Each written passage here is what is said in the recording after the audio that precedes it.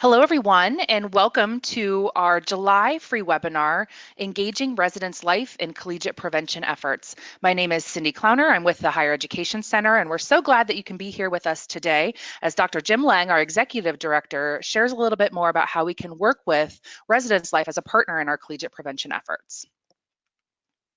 Before we get started, we just want to move through a couple of housekeeping things. We welcome questions that you might have throughout the webinar, and you can provide those to us by typing them in the question box in the right-hand control panel on your screen. We also encourage you to learn more about becoming a member of the Higher Education Center. Annual membership includes unlimited access to our web-based screening, brief intervention, and referral to treatment program called Screen You. It also includes access to our past and future learning collaboratives, as well as a discount to our upcoming national meeting conference. And with that, it is my pleasure to introduce to you our Executive Director, Dr. Jim Lange. Dr. Jim Lange is not only the Executive Director here at the Higher Education Center, but he is also the Coordinator of Alcohol and Other Drug Initiatives for San Diego State University. Recently, Dr. Lange was SDSU's first Director of the Standalone Health Promotion Department. His research and service career have earned him an international reputation within the field of alcohol and other drug misuse prevention. Dr. Lange, thank you so much for being with us this afternoon. Well, thank you, Cindy, and thank you all for signing in for this webinar. It appears to be a pretty popular topic, and I'm pleased that we can begin talking about it. I want to go ahead and state at the outset that I don't actually consider myself to be an expert or sort of leading in this particular area. I think it's more an issue of we're starting to make progress, and it seems like a conversation that is worth having with the field as people start looking for ways of improving their programming. And the Res Life area of campus is certainly an important one for alcohol and other drug misuse prevention. And so I did want to highlight a few of the things we've been doing here at San Diego State University over the last 3 or so years, which I think has improved our working relationship with our residents' life and our RAs, but it's still a work in progress. And it's my hope that as I start sharing some of the things that I've been thinking about and some of the things that we've been doing and some of the research that's out there, those of you who are on the webinar and then maybe even beyond, we can start learning from each other some of the practices that will end up impacting in a positive way our work. So I'm going to start kind of the way I like to always start, and that's to remind everyone, because I'm guessing most of the folks on this call have seen this before, of where do alcohol and other drug misuse behaviors kind of lie. And the ecological model helps us understand that it's a complicated system. It isn't just looking at the individual. The individual is, of course, very important at the center here, and what they believe, what skills and knowledge they have. That's critical, but there's also the relationships that that individual has within their group of that they identify with. It could be their friends, it could be the fellow students, it could be those living around them in the residence halls. Those interactions impact the AOD use as well. Then, thinking a little more broadly, there's institutional settings that does impact AOD use. The institution fitting within the community is also important to remember. Then even broader, just our society, how we approach alcohol use and drug use. And more and more I've been working with folks outside this country, and it has really become so apparent to me how important it is to keep in mind how we do approach it in our particular world that may be kind of different in other places.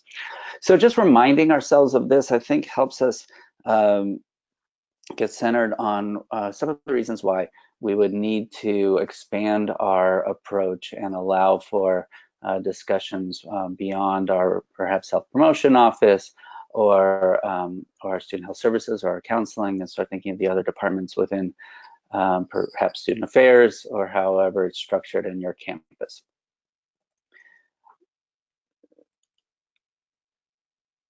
Oops, sorry about that. One too many. All right, but then I also like to think about the programs themselves, not just this idea of where do the issues come from, but thinking about how our programs can be organized. And this is something that I've shared before, and I think it's really useful.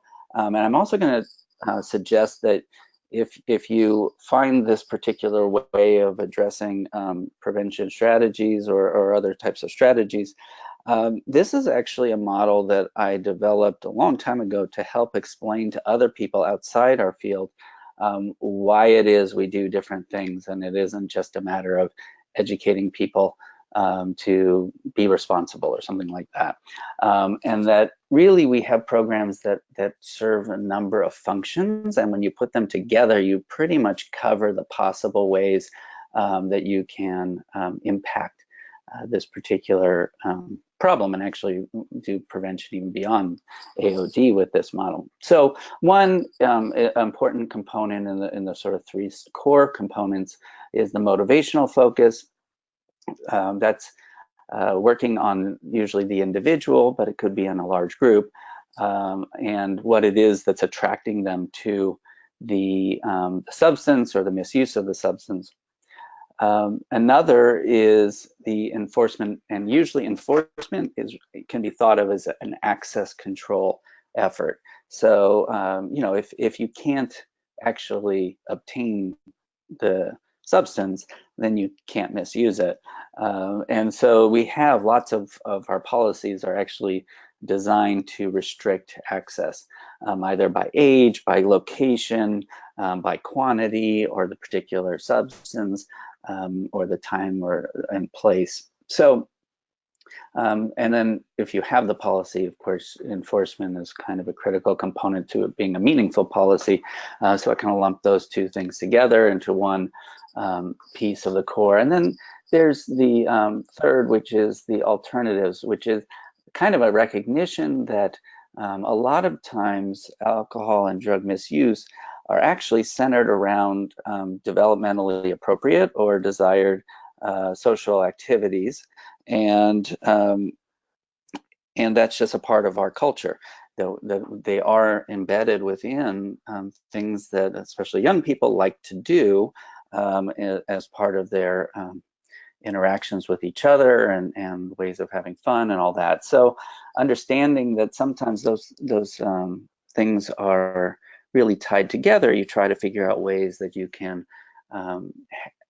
achieve those developmentally appropriate sort of social goals without the substance misuse attached to it. And those three pieces kind of make up the core of the programming that we would want to accomplish with AOD. And then there's the recognition, again, kind of going back to that ecological model, that there's either support or actually countervailing forces that come from the community. And so we need to work with the community to support the efforts of those three core elements. Otherwise, they're often subverted and or not really enhanced the way they could be. So working in the community broadly so that we can achieve those other goals is important. Now, I also wrap research around because it's important for us to understand where, why, and if what we're doing is effective. But really, in this particular discussion, we're going to talk mostly about the types of functions our programs can do and how Res Life kind of fits within some of these.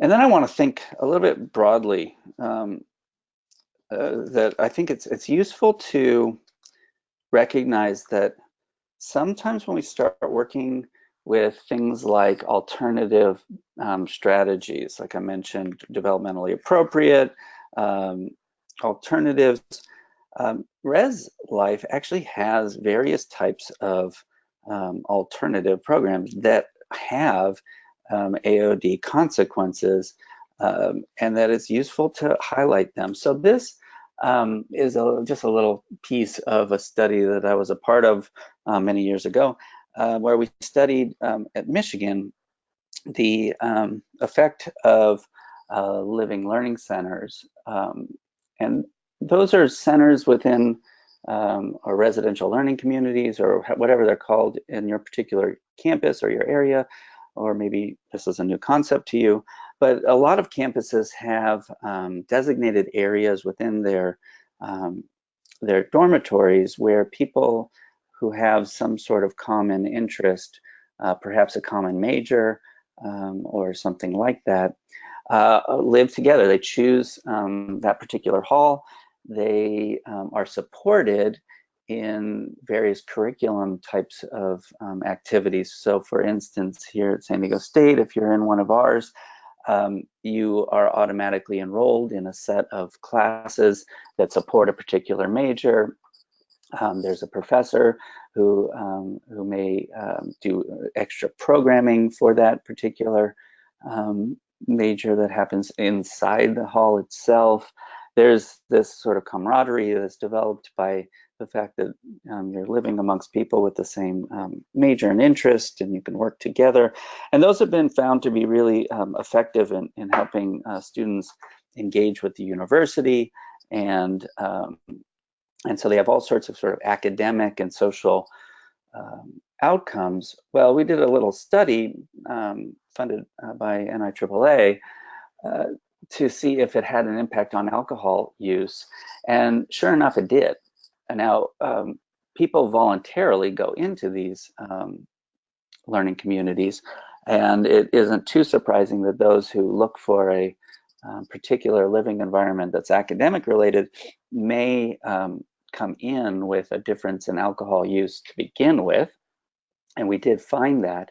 But then, sort of tracking their alcohol use over time, we see that there was a larger spike up from before to the first wave of data collection amongst those who did not live in RLC compared to those who did. And so it makes sense that sometimes these activities that residential life has actually are behavioral alternatives. They are things that help students obtain the sort of engagement with the campus, the, again, social developmental needs that they had, that is completely devoid of alcohol. They aren't sold as an alcohol prevention strategy, but they become one by the nature of the fact that they're meeting needs.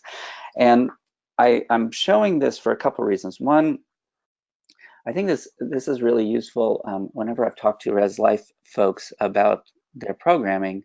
If I can show them that, in fact, they're already sort of doing things they may not have realized that are really helping our overall environment, it's a great conversation starter, and that there can be research associated with it. And I've watched, as I've gone to some campuses, when I start mentioning these, talk about expanding them, there's furious notes being taken. So it's just useful to sort of think outside the box a bit with the programming that Res Life is doing, sometimes every day, and know that it may be impacting the drinking and drug misuse environment in positive ways, and sometimes in less so. But then just wanted to return back to the ecological model, just to focus again on a couple of those circles. Specifically, the institutional circle. That one, where we're talking about campus policies and enforcement, and action and inaction by personnel. Who are the people most likely involved in that particular component? Well, if you have a large residential community on your campus, there's a very good chance that it's those Res Life folks who are the most likely people for students to encounter late at night, when alcohol and drugs are being misused, and they are the ones who initiate many of the enforcement and policy. They enforce the policies of the campus and also within their dorms. So they are the front line in many ways. They are the ones, by their action or inaction, can set the tone for what the institution is all about with respect to alcohol and other drugs. And most notably, it's often the resident advisor or resident assistant or whatever it's called on your campus, the student paraprofessional who is charged with really everyday contact with student residents. And it's they who are the ones who do much of the policy enforcement and setting the tone for what the campus is all about with respect to this issue. Police, if you have a campus police, certainly are probably the second most likely to interact. I don't know if it's res life first, police second, or vice versa. I know that a lot of times they're working together, and so it's who called who first type of thing. But that is a really important component of that circle that we have in our ecological model that we kind of gloss over sometimes as we jump from individual and often go right to community and start talking about alcohol outlets and things like that. But the institutional piece is really, for many campuses, the res life piece, because they're the ones who are charged with doing much of this work. So that means they are a critically important partner in the AOD prevention, and yet they very well may be in a completely different part of the organizational structure of student affairs, or perhaps not even within student affairs, or perhaps your prevention program isn't within student affairs and res life is.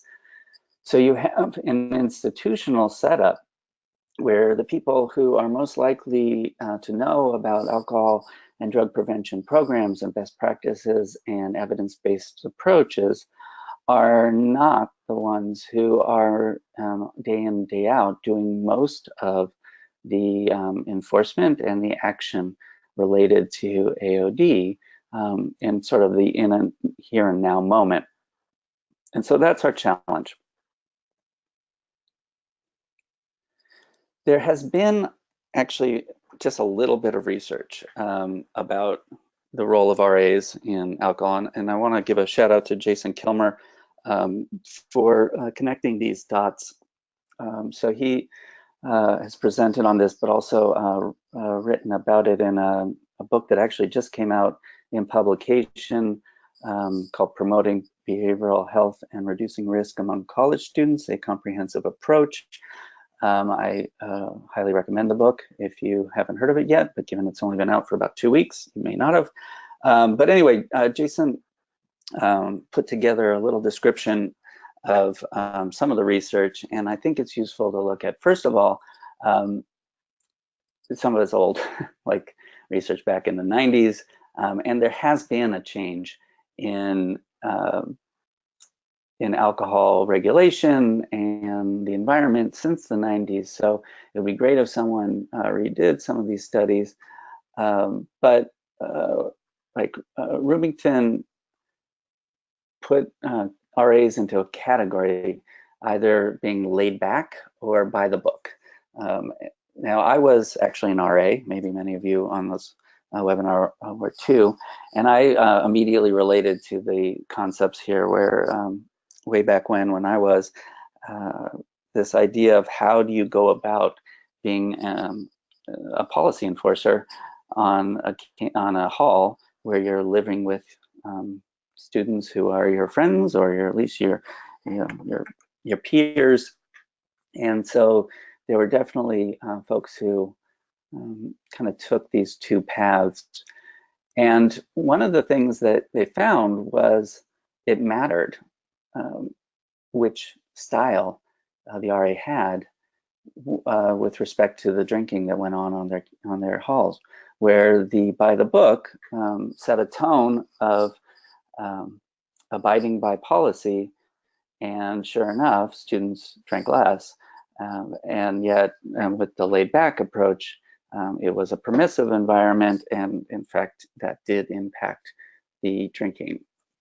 And something Jason has talked about is, and so just that's a great quote, the very second that one person is good cop and lets someone go or looks the other way, they have effectively made anyone trying to do their job the bad cop when they enforce policies. Now, I literally gave that quote to a group I was presenting. I was doing a training for our resident advisors here at SDSU, and it was a room full of, I don't know, I think we have something like 150 RAs. And when I read that quote to them, the room kind of erupted in snapping, you know, the sort of applause that students will give.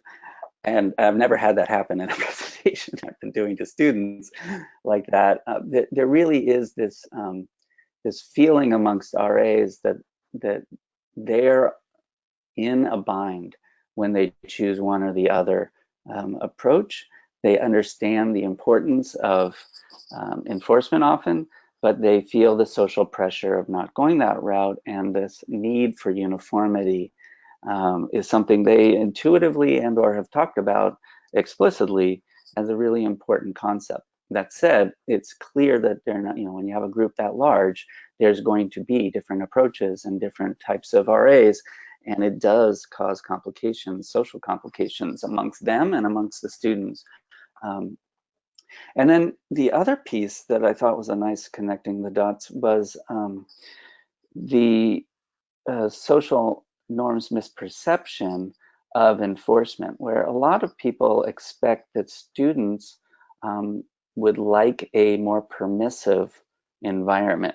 They want less enforcement, and that they would want RAs not enforcing things.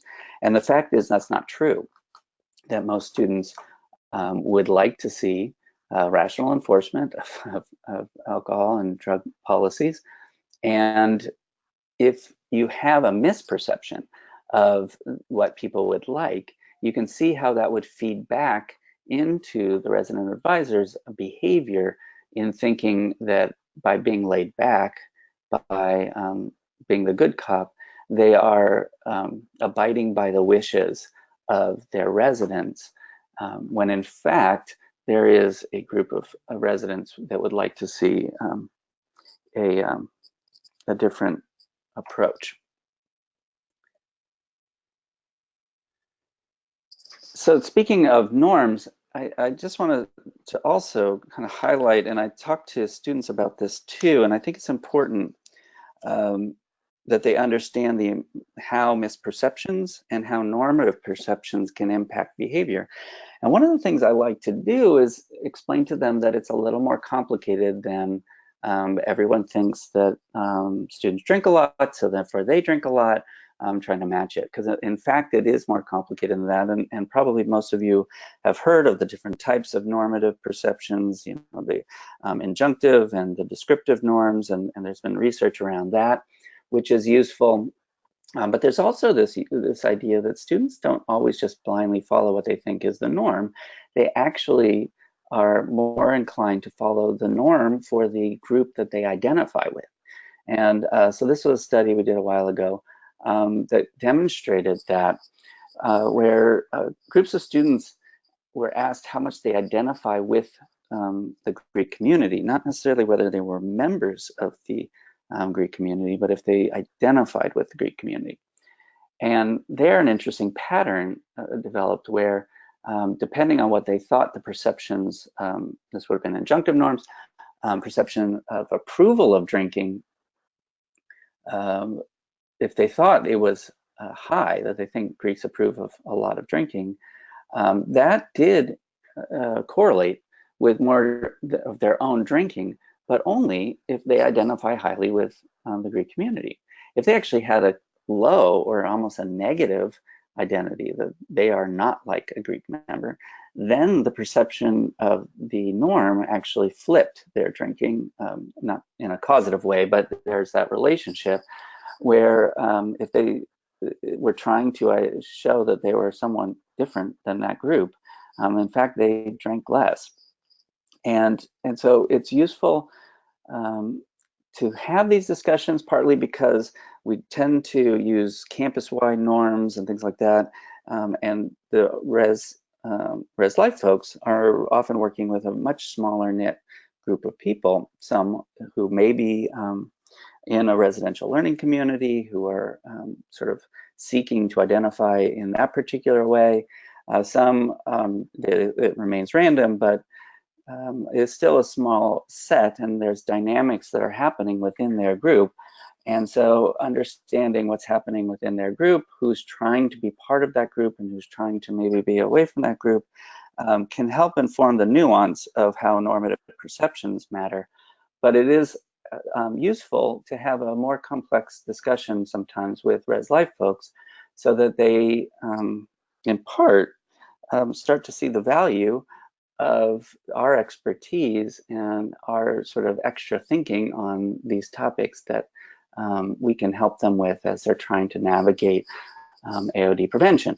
And the truth of the matter is, they may very well have in their specific activities alcohol and drug prevention activities, either assigned to every RA. They have to do a certain number of programming elements around it, or learning objectives around it.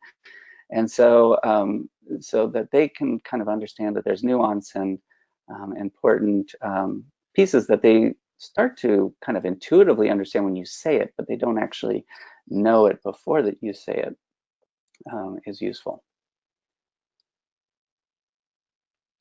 So within the context, the broader context of norm misperception and the correction thereof, a lot of times you can get them to very quickly understand the idea that people overestimate the amount of drinking or the amount of drug use or whatever it is, whatever the bad behavior, people tend to overestimate it is. So, you know, people, for instance, always assume that they're a better driver than the average driver. It's sort of the Lake Wobegon effect. But within drinking or you know, people assume that they are either in the norm or sort of the more potentially seen as responsible part of the norm. So what is housing's role within that? Well, sometimes they just ignore this. Sometimes they fall into this misperception, and that's going to potentially affect the behavior of the resident advisor. So let's say, for instance, that they are interested in working with their students about alcohol, do a presentation or something like that. And actually, in preparation for this webinar, I got myself invited in to talk to some of our resident hall directors, and asked, you know, questions, make sure I check some of my assumptions with them formally. And one of the things that came up was this idea that while they need to talk to students about alcohol, they wanted to normalize it. They wanted to, that was words they were using, they wanted to make it not seem like they were being moralistic. And so the approach that they were taking was, in a sense, and literally in this instance, talk about it as normal behavior. Well, that's a pretty common thing for people who are asked to do alcohol or drug prevention, especially alcohol prevention, but haven't really been exposed to the research. They'll often take that route where they try to show that they understand the population, the people they're talking to, by relating to it either by saying, yeah, I was a student once too, or I still am a student. I remember a freshman year. Yeah, we all drank. You know, they try to gain access and trust by demonstrating they understand that everyone's doing it. But the fact is, everyone isn't doing it. And so they're in fact helping to keep that misperception alive. So working with them to understand this and make sure that they have the language that they can use to avoid normalizing, but talk about it in still a non-judgmental way is really critical. And I'm sure, that's a discussion for another time, but I'm guessing many of you on the call, on the webinar already have those skills. So giving them to the resident advisor is really important. The other thing that can happen is sort of normalizing activity. So if a resident advisor is asked to do an event for their hall, many times I'm asked, so what do you think of root beer pong? And I always say I'm not a big fan. And part of the reason I'm not a big fan is there isn't research to demonstrate that it's an effective means, and so I'm never going to sort of just say go for it just because it sounds fun. But also because it basically, I think, it sends the message to the students that the RA expects them to be playing beer pong, and therefore they're giving them a different activity this one moment, as though that's a alternative event. Like their true need is to play a drinking pong game, and they're going to make it non-alcoholic. There isn't an innate need to play a drinking pong game, and people like to play games. That's fine, but the idea that everyone's going to play beer pong eventually and to show them they can do it with root beer, I think helps normalize that activity, and I don't think they should be supporting that. But that's just an example, and maybe some will come up research that will demonstrate that I'm wrong on that. But this idea that sometimes the things they gravitate towards may, in fact, again, continue to help foster a misperception. Another piece that I've encountered as I've helped some campuses over the years, they want to do alternative programming. And here at SDSU, we kind of famously do our Aztec Nights program that are really large scale programs that we do the first 5 weeks of the semester. We literally have a carnival on campus. We have events that try to attract thousands of people. They're very expensive, but they start at 10 p.m., they go to 1 a.m., and they kind of work. And so we've been doing that for years. And so I've sometimes been asked to help other campuses think about these. And I just was struck by like a really clear example one time where they said, well, we want to really do an alternative Halloween party because we really think that's important. And I thought, well, that's great. You should do it. It happened to be on a Friday that year, or it was a weekend that year. I said, it's probably a really good idea to do that. They said, yeah, but we're going to do it the week before because we don't think anyone would show up if we did it on actual Halloween. I'm like, okay, well, that misses the point. And this idea that we think everyone's going to want to go out drinking, and so we can't do an event ourselves, is an example of this misperception. In fact, they probably had hundreds of students, this was a small campus, hundreds of students who would have loved to go to an event that wasn't going to just, evoke vomit. And so this, again, scare tactic programming, that's often something people like to do. There's been some criticism of that as also fostering false norms. And I just want to mention some research that that's been done a little more recently than some of the other studies that showed that students who experience secondhand effects of other students in their drinking, that enhances the misperception that everyone's doing it, and they also are more likely themselves to be someone who drinks to the point of experiencing negative outcomes.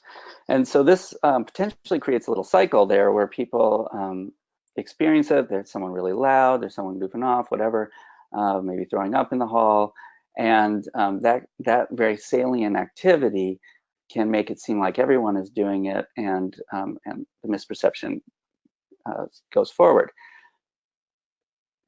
Sort of building on that concept, if you believe everyone is doing it and that this is normative, there's a better chance that there's residents in the hall who are basically experiencing the negative effect or disturbed by what they're seeing or hearing, but aren't taking action because they feel that that is normative. And this issue, you can imagine, will cycle back to the RA. If no one is reporting it, if no one is seeming to be disturbed by the activity, the RA then has to put themselves out without anyone calling them into the situation, which is a very difficult thing for resident advisors to do.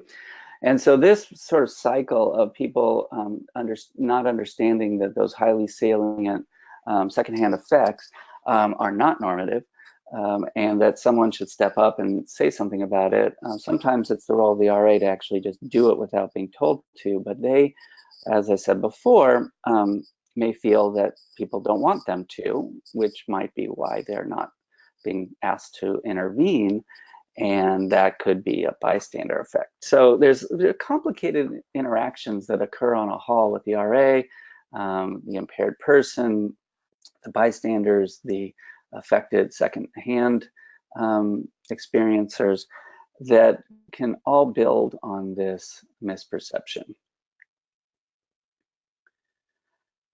Another piece of the puzzle is what happens to the student after an RA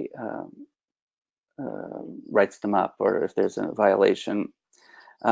It's a very uncomfortable thing for an RA to do, and so there has to be a lot of support for them doing it. And that is not just sort of institutional, yay, you did it, thank you, but they also need to believe that where the student is going from there is going to benefit that student, that it isn't just a punishment that's ridiculous or that's harmful.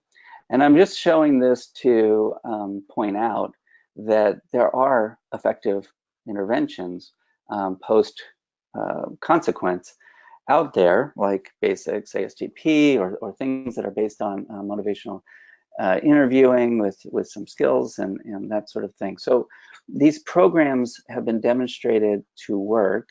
They work much better than a traditional kind of, and this particular research example had students just going to a Saturday school where they were taught by a police officer about all the harms, and that had the opposite effect that was desired, while the research-based ASTP basics approach had the positive effect of lowered BACs later on. I know a lot of times, so we have a program similar to that where students go to something we call Aspire. It's motivational interviewing approach. It's with counselors. It's been evaluated to be a very positive experience for our students. There's a fee attached to it, and a lot of people have sort of associated getting caught with having to pay the fee, and that it is, and that becomes uncomfortable for the RA to continue to send someone to something like that, because they're in their mind the punishment, the consequence of the action is you pay a fee, instead of you go through this program that people coming out of the program generally rate as being a very positive experience.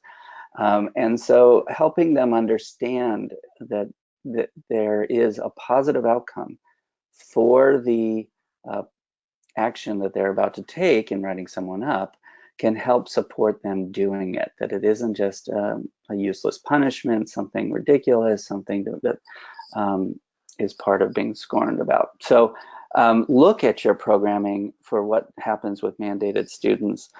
Make sure that it is something that you could support as being a positive experience.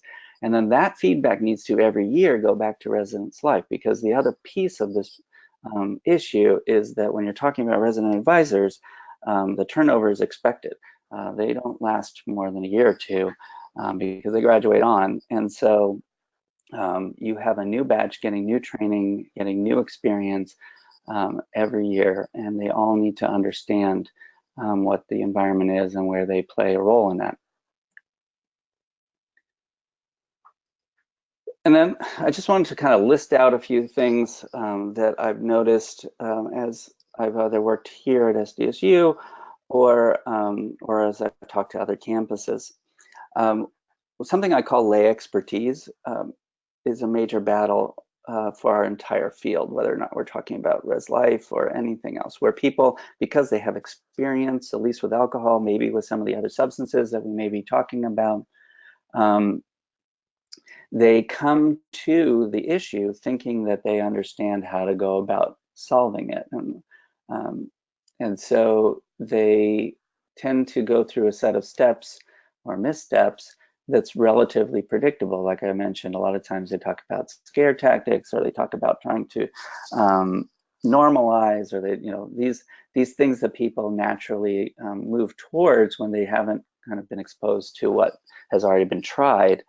And what happens on a lot of campuses is you have that new group of resident advisors, they're students, they've been trained on issues, but not necessarily on approaches related to AOD.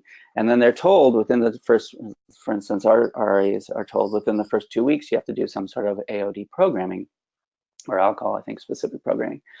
And so then they're kind of left with making it up based on their own understanding, and not necessarily from a place where they can start from a evidence-based or a best practice even approach. Another observation, I'm guessing many of you experience, is that your organizational structure does not lead to collaborative relationships, especially down to the RA level. Because of the nature of departments. Some people call them silos.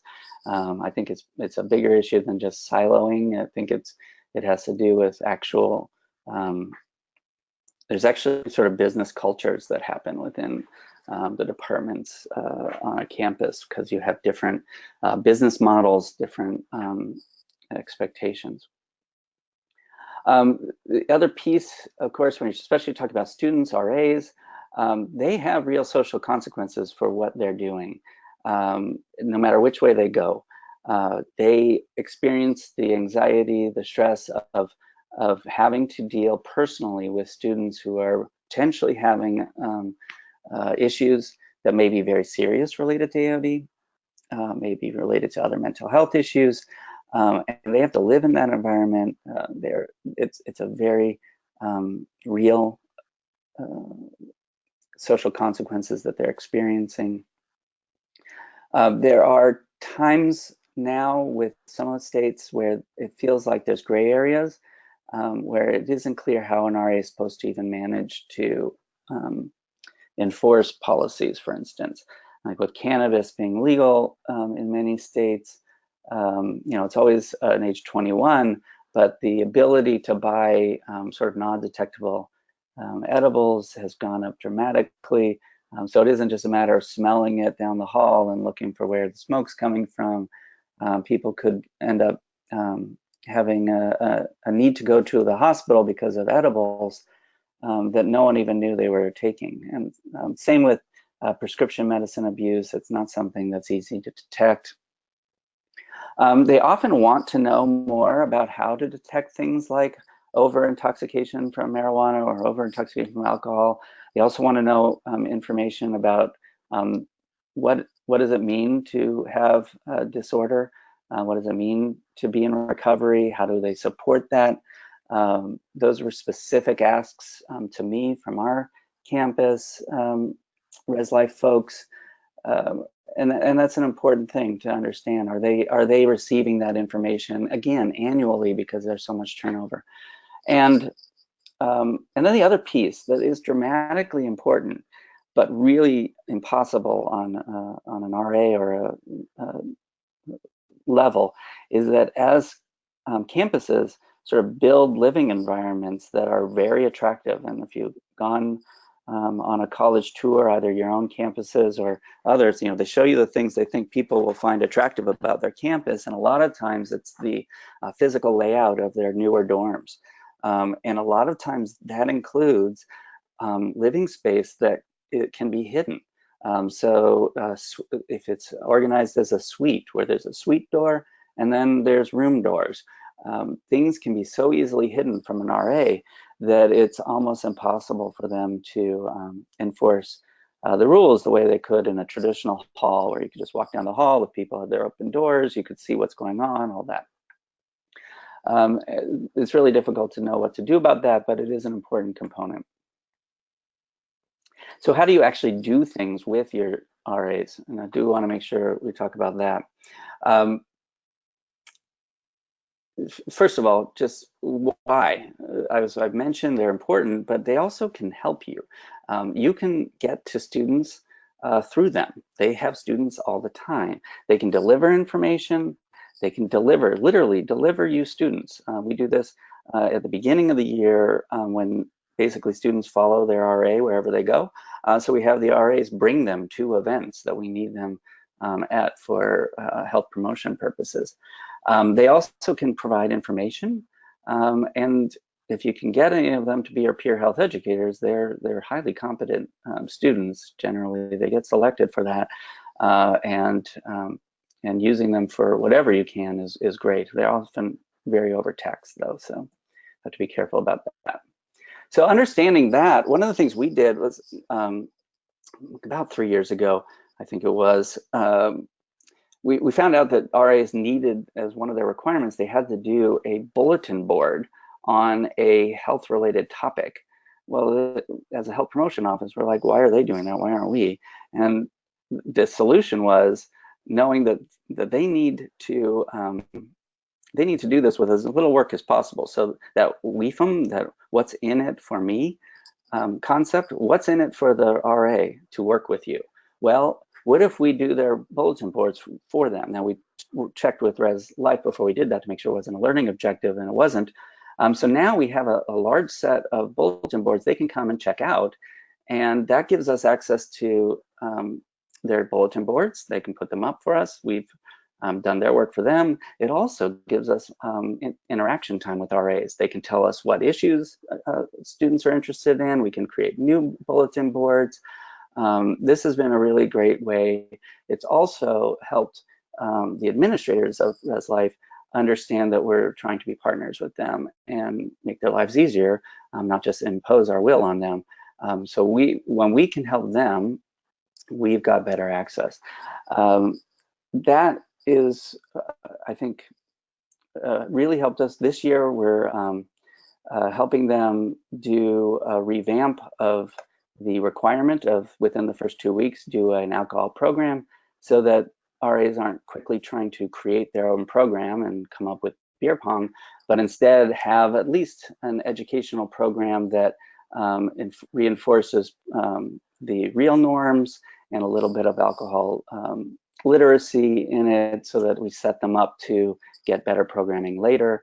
And so that's what we're working on this year, trying to continuously improve what we're doing with the students, the RAs, and the programming that they have to put on, where we can check their facts. When we looked at their programming, a lot of times we find things that are erroneous or are supporting false norms, that sort of thing. So if we can help them, we want to.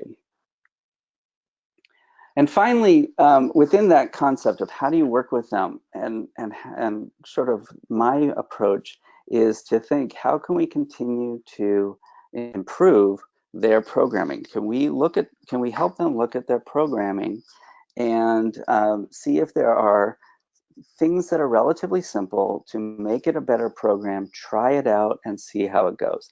And I didn't formally follow these steps before, but I'm now starting to be much more methodical in how I approach these things, following this idea of a plan, do, study, act cycle for quality improvement. This is something that those of you in the more healthcare environment may have seen before, but those in the strictly prevention environment may not have encountered as often, if at all. There is a website that the AMA has put on. You can learn more about how to do one of these cycles. It's free. If you need CMEs, I think there's a way you can pay and get those counted, but if you don't, regardless. So I encourage you to look at that and think about your relationship with at least some of the folks in the administration of your Res Life, and find out what they're doing, and think not about a big ask, but are there things that they would like to see that would be an improvement for the programming, the interaction the RAs have, the consistency with which they're enforcing, or the consistency in which they're referring those who have been caught to the effective programming that you may have, like basics or something like that. How do you make an incremental improvement, and work with those professionals over time that you're developing that relationship, that will probably give you access to the RAs. For the RAs themselves, how do you get them to do simple things like not reinforce the misperception of norms? How do you get them to see the value of all of them enforcing in the same way, instead of putting some of the people in front and some in the laid back mode? Those pieces may be the ones that you want to take first as you start to help shape how they're approaching AOD, and mold it into something that's more evidence-based or best practice-based, and not just checking the box that the RAs had to do something. And so that's what I've been thinking about, how I've been approaching it. Left, thankfully, some room for some comments and questions. And so at that, I'm going to stop speaking and see if we have any of those. Well, thank you so much, Jim. As Dr. Lange mentioned, now is the time to ask your questions. If you have those, you can type them into the question box in the right-hand control panel. We have had a couple of questions come in already. So the first is referring to the slide where you're talking about kind of the good cop, bad cop of RAs. And so the question is, when you were discussing this, was this referring to more drinking in the dorms? And how do we know that students didn't choose to drink elsewhere if they knew that their RA was very by the book? Okay, so that's literally going to the study in which this is done. I believe it was self-reported drinking that students were asked, and the classification of laid back and by the book was done by the researchers. And so in theory then, if I'm remembering the study well enough, and it's not in front of me, so I can't check. In theory, that means that there's sort of a displacement effect isn't what's probably happening. But this, I don't believe, has been replicated, or replicated certainly recently. And so I'm not going to attest to that. But when you talk to RAs, you definitely feel their understanding that there are types of RAs. And they can be categorized. I don't know if you're a person who believes there's two types of people in the world, or if you're not. But if they can be categorized so simply into two types of RAs, then it follows that probably has an impact on the drinking of their residents. But I think it's a good point that we need to know more. We need to develop research, and I'm hoping actually by us starting to talk about this more specifically, we get the research literature out there eventually. Because if you were to do, like I did, a lit search on this topic, you'll find surprisingly few studies that use the terms, at least I tried to find these studies with. Thank you. Another question, there's a lot of interest around those bulletin boards in a box. Is that a resource that you'd be able to share? Perhaps an example that, would it be possible for us to share an example of one of those bulletin boards with those who are listening in? Yeah, they are of interest, and that's not, I find that not unusual. It happens when I talk about them. So first of all, understand they have to be in a box, and they have to go on a bulletin board, which means they're sort of cut up. I don't know if you can, if I pull that slide back up. Oh yeah, the slide's not that far away. You can kind of see the top of the box has a picture on it, and the picture is what it looks like if you were to lay out all the pieces that are in the box. So there's little factoids and things like that. In a pre-cut laminated fashion. So then they can put it all together on the bulletin board according to the plan they see on top of the box. We had our graduate school or public health students who are interns help us, and some of our health educators help us create these. They're really nothing magical. I think it's actually a really good activity for your departments to think through what would it look like.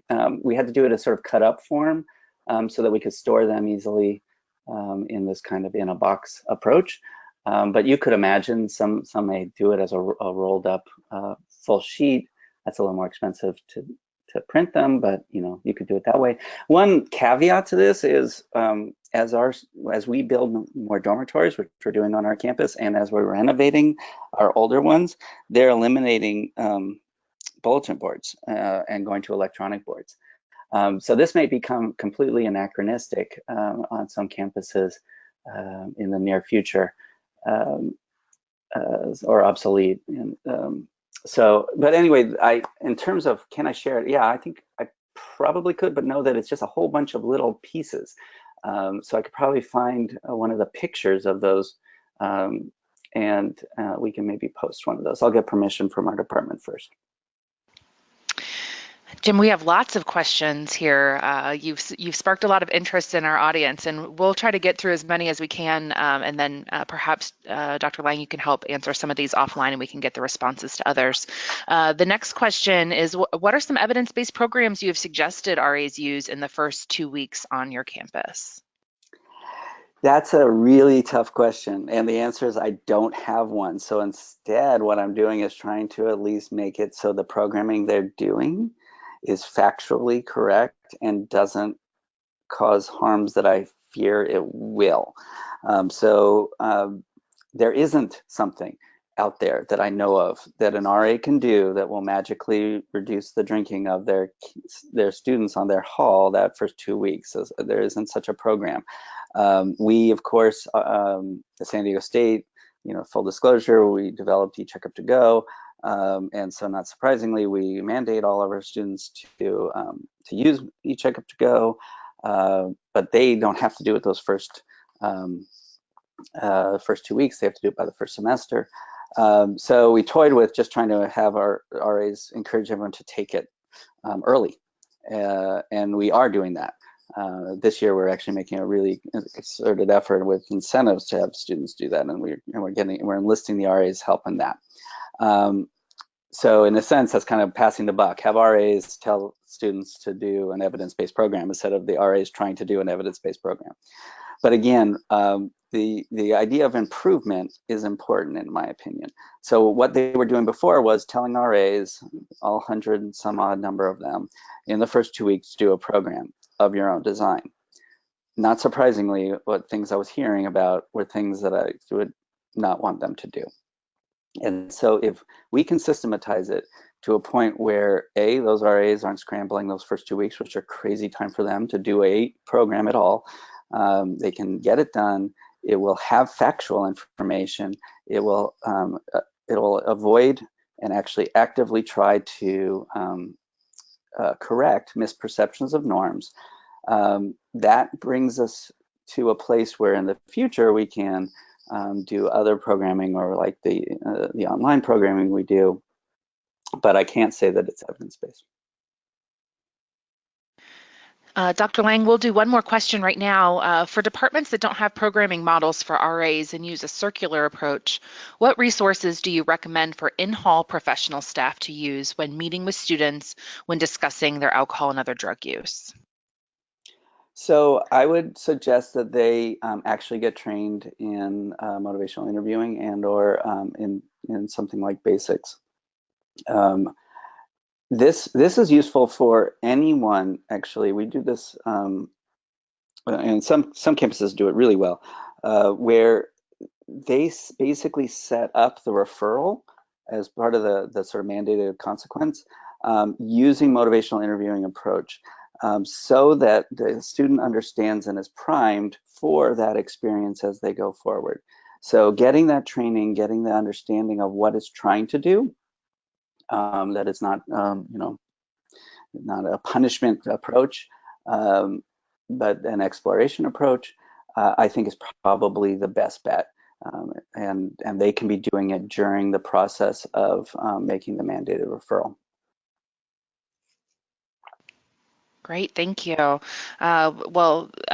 Dr. Lang, that actually set us up really nicely to do an announcement about our national meeting coming up here in October from the 15th through the 18th. And we actually have a pre-conference session on Monday, October 18th that's around motivational interviewing. And so we encourage those of you who are interested in learning more about how to utilize motivational interviewing in your conversations with students, we encourage you to take a look at that session.